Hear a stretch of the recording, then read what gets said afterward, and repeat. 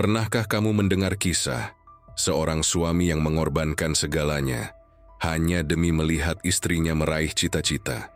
Tapi ketika mimpi itu akhirnya tercapai, justru suami itulah yang ditinggalkan. Inilah kisah Bima dan Ratna, sebuah perjalanan cinta yang berubah menjadi luka paling dalam. Namanya Bima, seorang pria sederhana berusia 30 tahun, dengan tubuh yang keras terbentuk dari kerja kasar sehari-hari. Bima bukanlah pria berpendidikan tinggi. Ia hanya lulusan SMA yang bekerja sebagai buruh di sebuah pabrik kecil di pinggiran kota. Hidupnya tidak mewah, penghasilannya pas-pasan. Tapi satu hal yang selalu ia miliki, hati yang besar. Sejak menikah dengan Ratna, seorang perempuan berusia 25 tahun yang penuh cita-cita, hidup Bima dipenuhi dengan semangat baru. Ratna bukanlah perempuan biasa, ia punya ambisi besar, menjadi pegawai negeri sipil. Itu adalah impian yang Ratna tanam sejak kecil. Sebuah simbol masa depan yang lebih terjamin, stabil, dan membanggakan keluarga.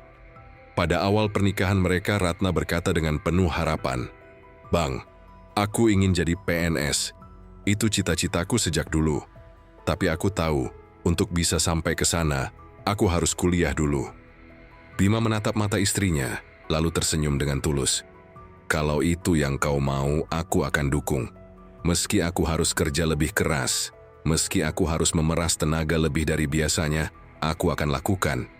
Karena aku percaya, kebahagiaanmu adalah kebahagiaanku juga."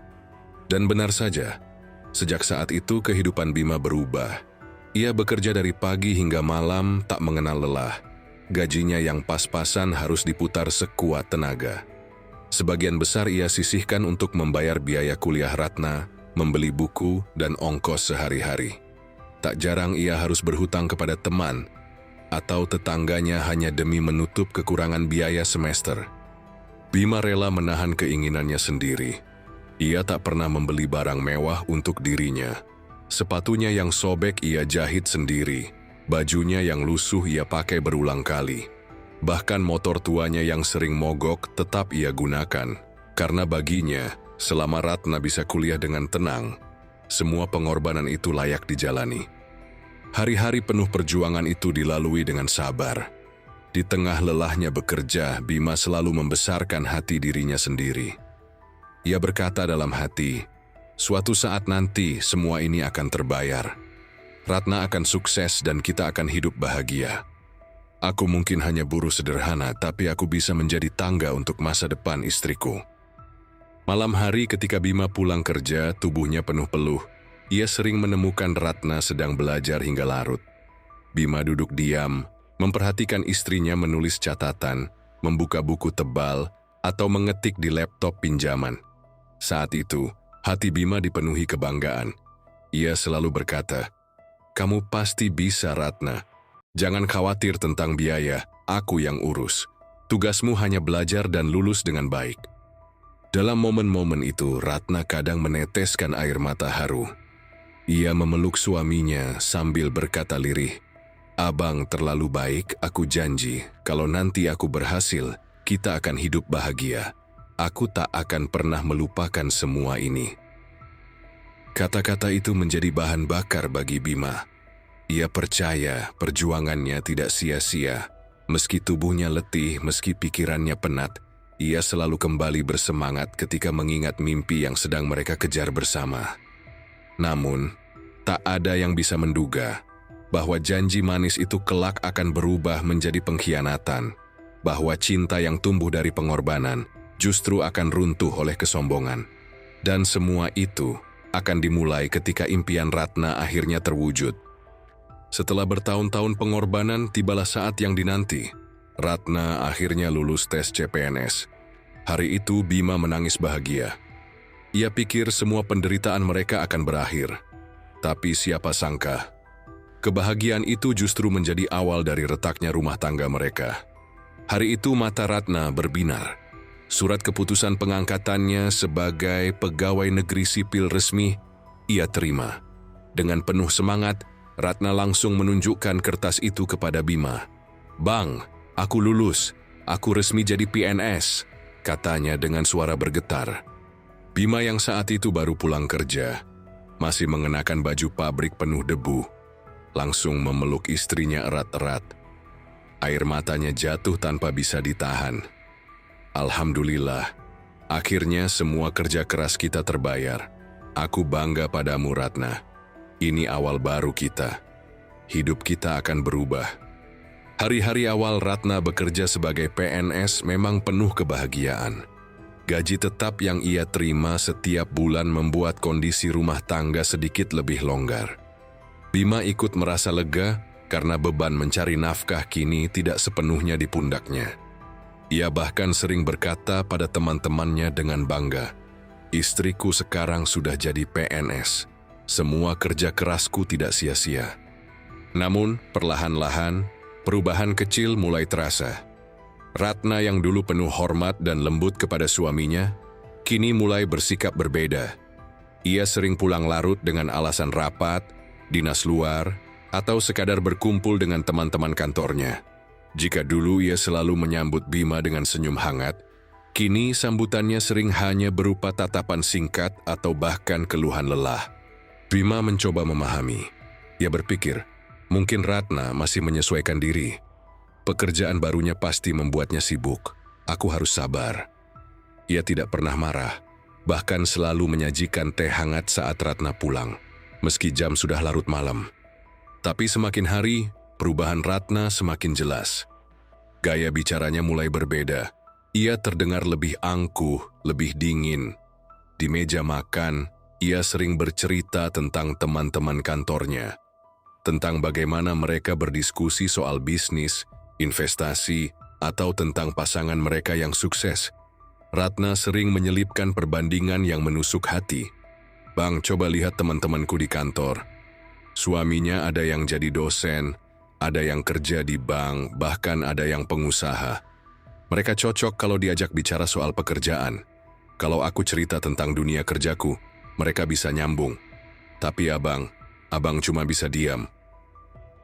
Kata-kata itu bagai pisau yang menusuk dada Bima. Ia berusaha tersenyum, menahan luka yang terasa membakar. Ia ingin berkata bahwa semua yang Ratna miliki sekarang berdiri di atas keringatnya.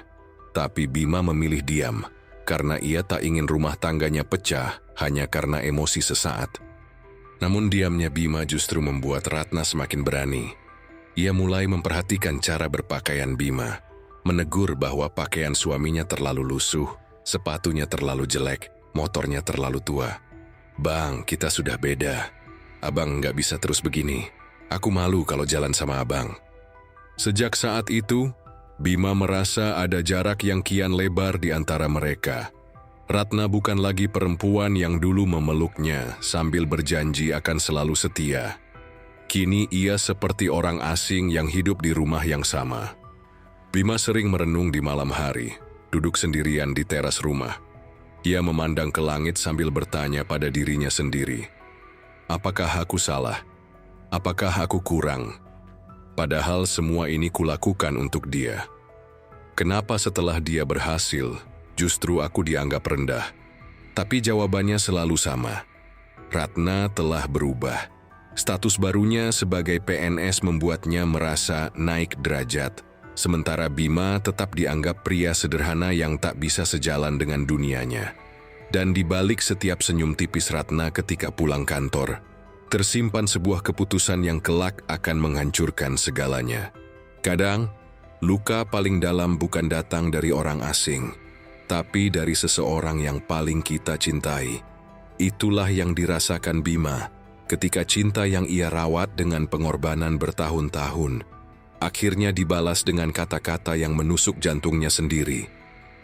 Beberapa bulan setelah Ratna resmi bekerja sebagai PNS, suasana rumah tangga semakin panas. Pertengkaran kecil yang dulu jarang terjadi, kini menjadi hal yang hampir rutin. Hal-hal sepele bisa berubah jadi api besar. Suatu malam Bima menunggu Ratna pulang hingga pukul 10 malam.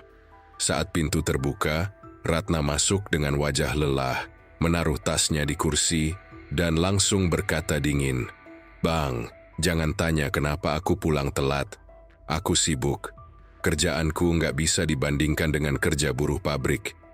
Bima terdiam. Ia hanya menyodorkan segelas air putih. Tapi Ratna menepisnya. Aku nggak butuh itu. Yang aku butuh, Bang, adalah pasangan yang bisa sejalan denganku. Bukan cuma diam, bukan cuma kerja kasar. Aku butuh seseorang yang sederajat. Ucapan itu menghantam hati Bima lebih keras dari pukulan apapun. Suami yang telah berkorban, membiayai kuliah, bekerja siang malam, kini dianggap tak layak hanya karena status sosial. Pertengkaran besar pun pecah. Bima dengan suara bergetar akhirnya berkata, "Ratna, apa kau lupa semua ini ada karena aku? Uang kuliahmu, biaya hidupmu, buku-buku yang kau pakai belajar, semua dari keringatku. Aku rela menunda mimpiku sendiri supaya kau bisa mengejar mimpimu. Apa itu semua tidak berarti lagi bagimu." Namun Ratna justru menatapnya dengan tatapan tajam. "Iya, aku tahu abang berkorban. Tapi itu dulu, Bang. Sekarang aku sudah berbeda. Aku nggak bisa terus hidup dengan orang yang nggak bisa berkembang. Abang tetap di situ-situ saja, buruh pabrik penghasilan kecil. Sedangkan aku sudah jadi PNS, kita sudah nggak cocok lagi." Kata-kata itu membuat tubuh Bima gemetar. Ia ingin berteriak, ingin marah, tapi yang keluar hanya air mata yang ia tahan sekuat tenaga. Malam itu ia keluar rumah, duduk di teras, membiarkan air matanya jatuh tanpa suara. Beberapa minggu kemudian, keputusan yang ditakutinya benar-benar datang. Ratna menggugat cerai ke pengadilan. Alasannya singkat, sudah tidak ada kecocokan. Di ruang sidang, Bima duduk dengan wajah pucat. Hakim membacakan gugatan dengan suara datar, sementara Ratna berdiri dengan penuh keyakinan. Seolah-olah semua pengorbanan Bima hanyalah masa lalu yang tak layak dikenang. Ketika hakim bertanya apakah Bima ingin mempertahankan rumah tangganya, ia hanya menunduk. Suaranya parau saat ia menjawab, "Kalau itu sudah keputusannya, saya tidak bisa memaksa. Saya hanya ingin mengingatkan, apa yang dia punya hari ini berdiri di atas keringat saya. Dan saya ikhlas meski hati saya hancur." Ruangan sidang itu hening. Bahkan beberapa orang yang hadir meneteskan air mata mendengar kata-kata Bima. Tapi Ratna tidak bergeming. Ia tetap pada keputusannya, berpisah. Sejak hari itu, Bima bukan lagi suami Ratna. Ikatan yang dibangun dengan cinta dan pengorbanan hancur begitu saja, digantikan dengan kertas perceraian yang dingin dan tanpa emosi. Bagi Bima itu bukan hanya kehilangan istri, itu adalah kehilangan harga diri, kehilangan keyakinan bahwa cinta bisa mengalahkan segalanya. Dan bagi Ratna, itu adalah awal dari kehidupan barunya. Kehidupan yang ia anggap lebih tinggi, lebih layak, meski harus menginjak orang yang dulu menopang langkahnya. Ada kalanya, orang yang kita bangunkan tangga, justru memilih naik sendiri dan meninggalkan kita di bawah. Dan begitulah akhir kisah Bima, seorang suami yang cintanya kalah oleh kesombongan. Setelah putusan cerai dibacakan, ruangan sidang itu menjadi saksi bisu dari hancurnya hati seorang pria sederhana. Bima keluar dengan langkah gontai, wajahnya kosong, seolah semua cahaya dalam hidupnya padam begitu saja. Sementara Ratna berjalan tegak, membawa kertas keputusan perceraian dengan ekspresi tenang, seakan tidak ada beban sedikit pun yang tersisa. Malam itu Bima duduk sendirian di rumah yang kini terasa sunyi. Foto pernikahan mereka masih tergantung di dinding. Senyum Ratna di foto itu, senyum yang dulu penuh harapan, kini terasa seperti ironi. Ia mengambil foto itu, menatapnya lama, lalu berkata lirih, "Aku hanya berharap semoga apa yang kau kejar benar-benar membuatmu bahagia, Ratna.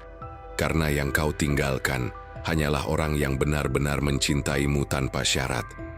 Air matanya jatuh, tapi kali ini tanpa tangisan keras. Tangis yang dalam tapi sudah pasrah. Tangis seorang pria yang tahu ia telah kalah dalam pertempuran yang bahkan tidak pernah ingin ia ikuti. Hari-hari setelah perceraian berjalan lambat, Bima kembali ke rutinitasnya sebagai buruh pabrik. Hidupnya tidak berubah, tetap sederhana, tetap penuh peluh. Tapi kini, tak ada lagi Ratna yang menunggunya di rumah. Tak ada lagi suara lembut yang dulu pernah menjadi alasan ia berjuang. Namun, di balik kehancuran itu, perlahan Bima menemukan sesuatu. Ketegaran. Ia belajar bahwa cinta sejati tidak selalu berujung pada kebahagiaan. Kadang, cinta sejati adalah tentang bertahan meski akhirnya harus dilepaskan. Ia mulai menata kembali hidupnya. Bukan untuk membuktikan sesuatu kepada Ratna, tapi untuk dirinya sendiri.